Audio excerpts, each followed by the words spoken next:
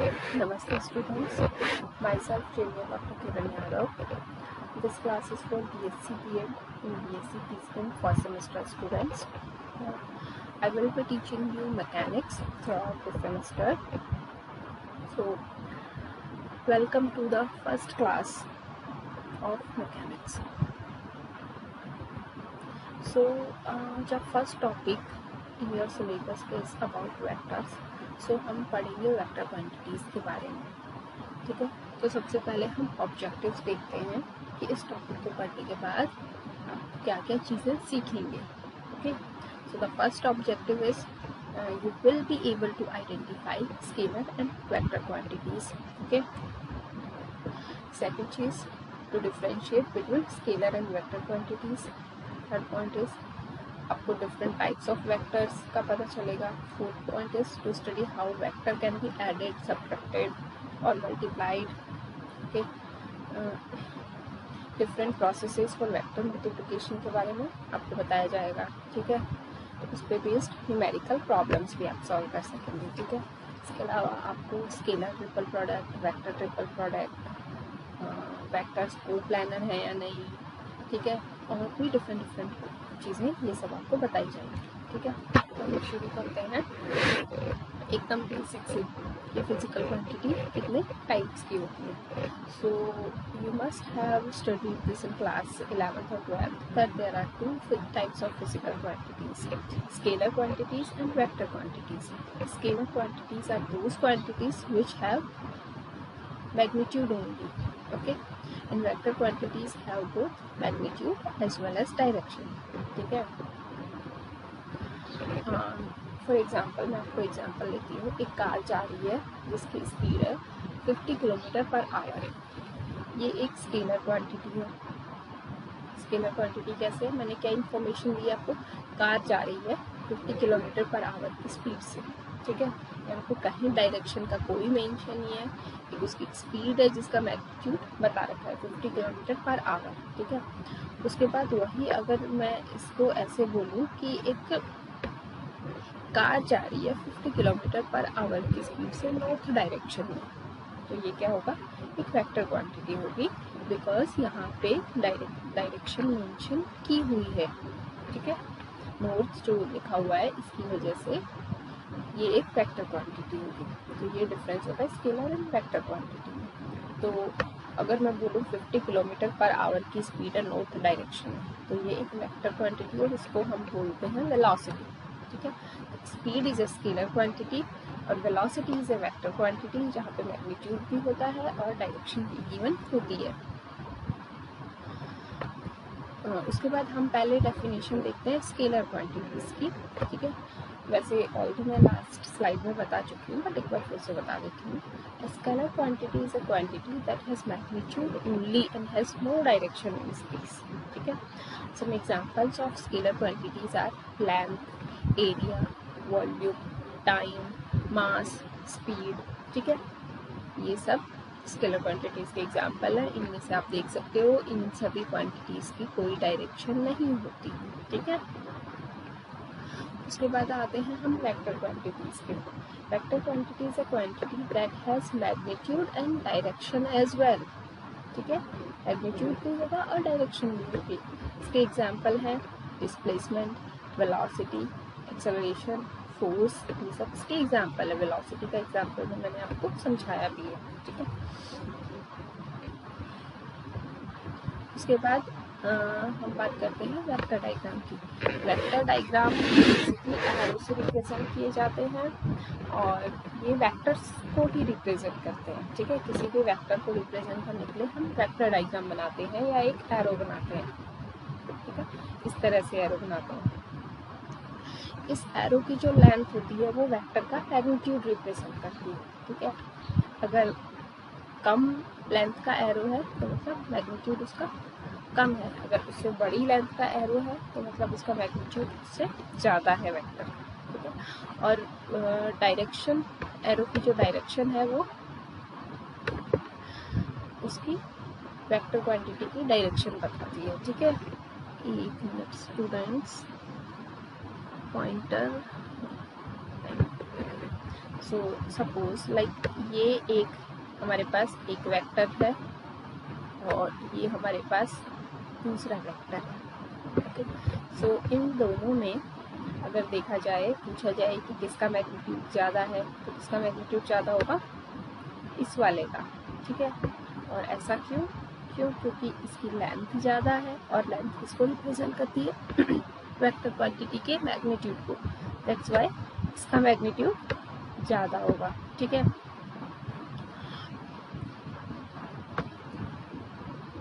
अब हम देखते हैं रिजल्टेंट ऑफ टू वेक्टर्स। ठीक है, रिजल्टेंट, सपोज हमारे पास कोई दो गिवन वेक्टर्स हैं, उनका रिजल्टेंट क्या होगा कि उन दोनों वेक्टर्स का कंबाइंड इफेक्ट क्या होता है। अगर हम दोनों वेक्टर्स को कंबाइन कर देते हैं तो उनका कंबाइंड इफेक्ट क्या होगा, that is called the resultant of those two vectors. ठीक है, so let us take an example. We have two vectors which are in same direction. So the first vector is this one and the second vector is this one. The magnitude of this vector is 6n and this vector is 4n and both are pointing in the same direction. Okay, so the resultant of these two vectors will be their sum because they are in the same direction. का addition होगा, क्यों, क्योंकि वो same direction है।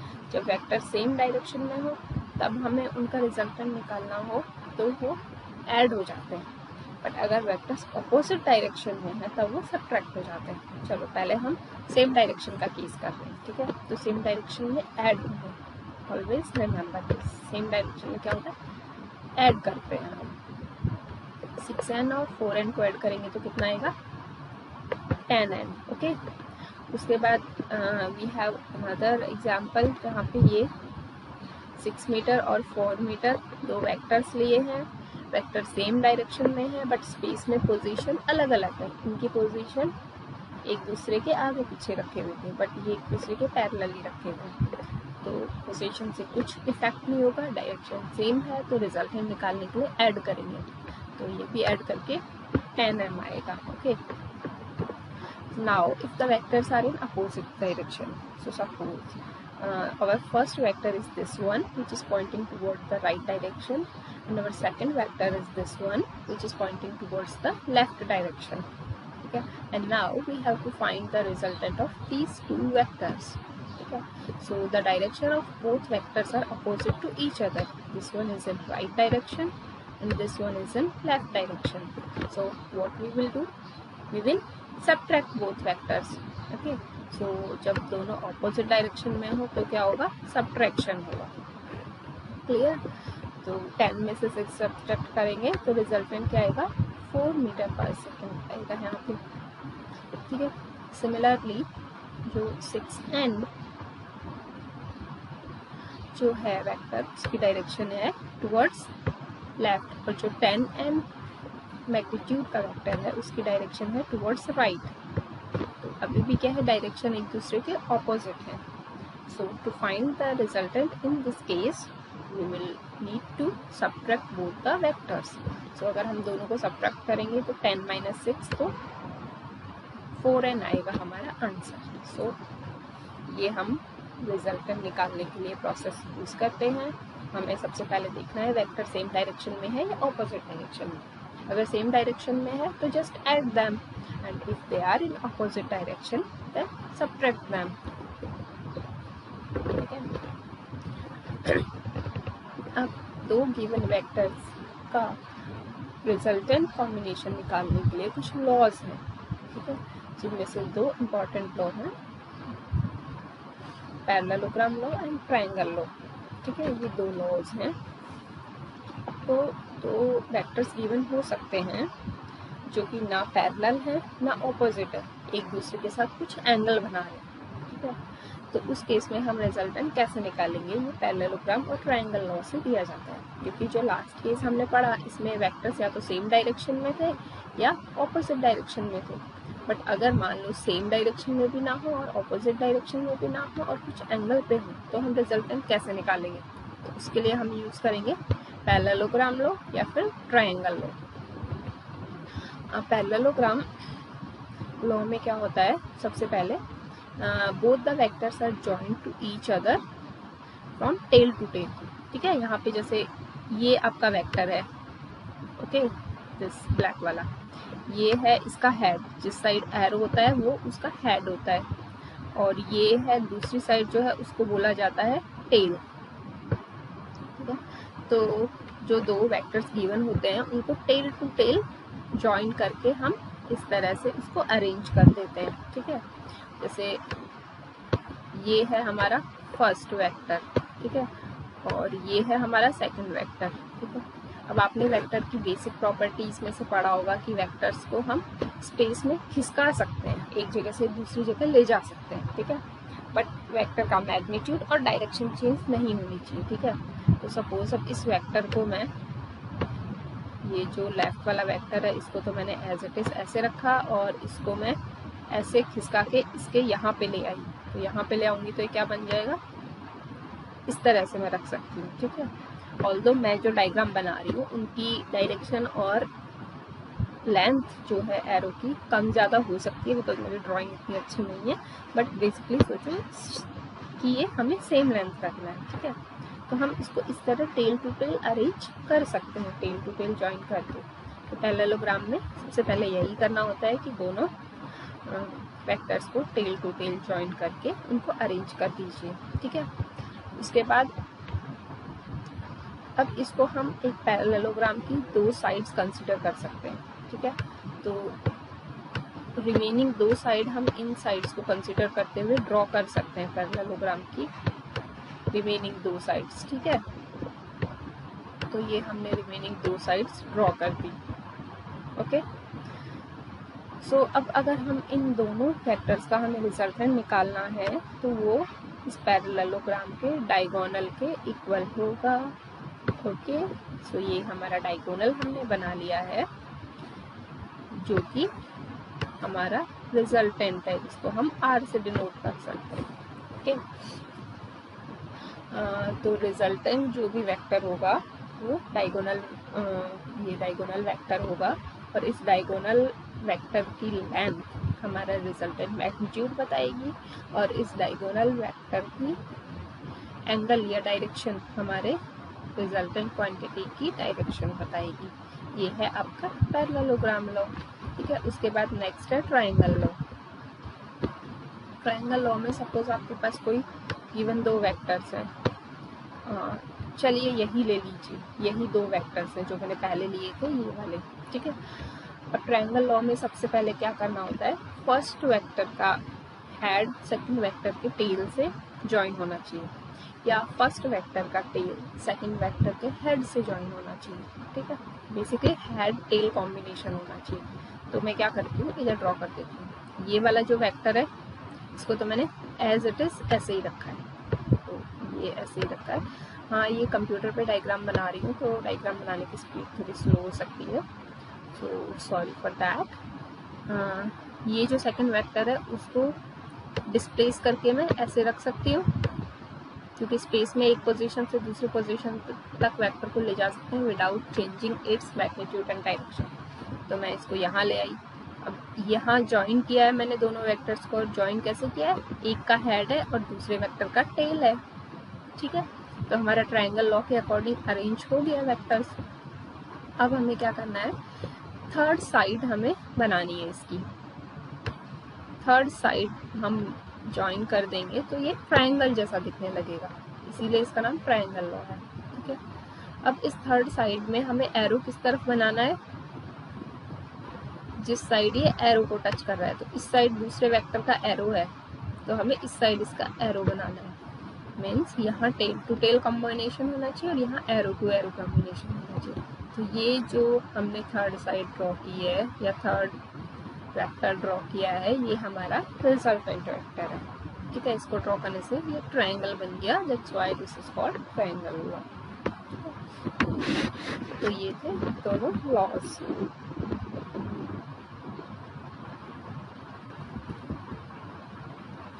Okay, सो अब हम एक problem करते हैं रिजल्टेंट ऑफ टू वेक्टर्स। ठीक है, सो क्वेश्चन क्या है, two forces are applied to a body as shown, what is the magnitude and direction of the resultant force acting on the body. ये एक ब्लैक में जो शो कर रखे हैं एक ऑब्जेक्ट है जिसपे दो फोर्सेस लग रहे हैं, 12 Newton and 5 Newton. Okay, the direction of this force 12 Newton is towards right. The direction of this force 5 Newton is toward downward. अब हमें इनका रिजल्टेंट निकालना है, तो सबसे पहले हम क्या करेंगे, पैरेललोग्राम को कंप्लीट कर देंगे, ठीक है। देन हम इस पे एक डायगोनल बनाएंगे जो कि रेड से शो किया हुआ है। इस डायगोनल की लेंथ या डायरेक्शन अगर हम निकाल लें तो वो हमें रिजल्टेंट वेक्टर की मैग्नीट्यूड और डायरेक्शन दे देगा। ओके, तो देखिए अब यहाँ पे आपको पता है दोनों फोर्सेस डायग्राम से देख सकते हो 90 डिग्री का एंगल बन रहा है दोनों फोर्सेस के बीच में, ठीक है। तो क्या होगा, पैरेललोग्राम में यहाँ भी 90 एंगल बनेगा, यहाँ भी 90 एंगल बनेगा और यहाँ भी 90 डिग्री एंगल बनेगा, ठीक है। बिकॉज यहाँ पे 90 डिग्री एंगल है और ये साइड्स इनके पैरेलल ही हमने ड्रॉ किए, तो यहाँ भी 90 डिग्री एंगल्स बनेंगे। ओके, अब हम क्या कर सकते हैं, हमें ये पता है ये 5n है, तो ये वाली साइड कितनी होगी, फिर से 5 ही होगी। n न्यूटन फोर्स लग रहा है तो उसकी यूनिट है, बेसिकली मैग्नीट्यूड 5 है और इसी के इक्वल लेंथ की लाइन हमने यहाँ ड्रॉ किया है, तो यहाँ भी इसका मैग्नीट्यूड 5 होगा। सिमिलरली ये 12 है तो इसका भी BC जो लाइन है उसका भी मैग्नीट्यूड होगा 12, ठीक है। तो अब देखिए यहाँ पे अगर हम ये ट्रायंगल देखें, दिस एंड दिस ट्रायंगल, ठीक है, तो क्या है, यहाँ पे हमें इस साइड का मैग्नीट्यूड पता है, इस साइड का मैग्नीट्यूड पता है और ये रिजल्टेंट का मैग्नीट्यूड हमें नहीं पता है। ऑल्सो डायग्राम में उसने लिख रखा है कैलकुलेट करके, बट ये हमें निकालना है, उसने निकाल के रखा है, लिखा है। सो यहाँ पे हम पाइथागोरस थ्योरम अप्लाई कर सकते हैं, यहाँ पे 90 डिग्री एंगल बन रहा है, सो हमारी थ्योरम अप्लाई हो जाएगी। पाइथागोरस थ्योरम क्या होती है, hypotenuse square is equals to perpendicular square plus base square. Okay, so यहाँ पे परपेंडिकुलर है ये हमने थीटा एंगल कंसीडर किया है, तो जो एंगल कंसीडर करते हैं उसके सामने वाली साइड को हम परपेंडिकुलर मान दें, तो ये परपेंडिकुलर हो गया, ये हमारा बेस हो गया और ये हमारी हाइपोटेनियस हो गई। तो AC ये पॉइंट है A, यहाँ पे मेंशन नहीं है, ठीक है, A पॉइंट है, तो AC equals to square root of perpendicular square plus base square, दोनों की वैल्यूज रखी और सॉल्व किया है, तो AC की वैल्यू आ गई है 13 न्यूटन। तो हमारे पास रिजल्टेंट की वैल्यू आ गई है। अब हमें इसकी डायरेक्शन बतानी है। डायरेक्शन बताने के लिए हम क्या करते हैं, ये थीटा एंगल मेज़र कर लेते हैं, देन हम बोल सकते हैं ये एंगल मेज़र करने के बाद कि जो हमारा 5 न्यूटन वाला फोर्स है उससे थीटा एंगल पे हमारा रिजल्टेंट फोर्स लगेगा, ठीक है। बेसिकली ऐसे देखो, एक ऑब्जेक्ट है जिसपे नीचे की तरफ फोर्स लग रहा है और राइट साइड की तरफ फोर्स लग रहा है। अब उस पे आप नीचे दबाओ उसको और राइट साइड में दबाओ दोनों हाथों से, तो किधर जाएगा, राइट साइड और नीचे की तरफ से एक टेढ़ी डायरेक्शन में जाएगा, ठीक है। इधर आप उस पे फोर्स लगा रहे हो और इधर फोर्स लगा रहे हो तो कुछ इधर जाएगा, ठीक है। तो अगर हम इसकी डायरेक्शन निकाल लें कि इसके साथ 5n वाला जो वेक्टर है, जो फोर्स है, इसके साथ कितने एंगल से मिला हुआ है ये, ठीक है। तो डायरेक्शन के लिए हमें एंगल निकालना है, तो एंगल के लिए हम क्या करेंगे, यहाँ से हमने tan थीटा का फॉर्मूला लिया। tan थीटा क्या होता है, perpendicular upon hypotenuse, sorry base, ठीक है। तो परपेंडिकुलर की वैल्यू है 12, बेस की वैल्यू है 5, so tan theta equals to 12 upon 5 आ गया। तो theta equals to tan inverse 12 by 5 which is equal to 67 degrees. तो हम बोल सकते हैं कि नीचे की साइड जो फोर्स लग रहा है उससे 67 डिग्री राइट साइड में रिजल्टेंट फोर्स लगेगा। तो ये हमने डायरेक्शन भी बता दी रिजल्टेंट फोर्स की, ठीक है। सो वेल अभी इस सेशन में इतना ही करते हैं, बिकॉज वीडियो की लेंथ लंबी हो जाएगी तो अपलोड होने में दिक्कत करेगा। तो ये प्रेजेंटेशन में नेक्स्ट सेशन में आपको कंटिन्यू करूँगी यहीं से। ओके,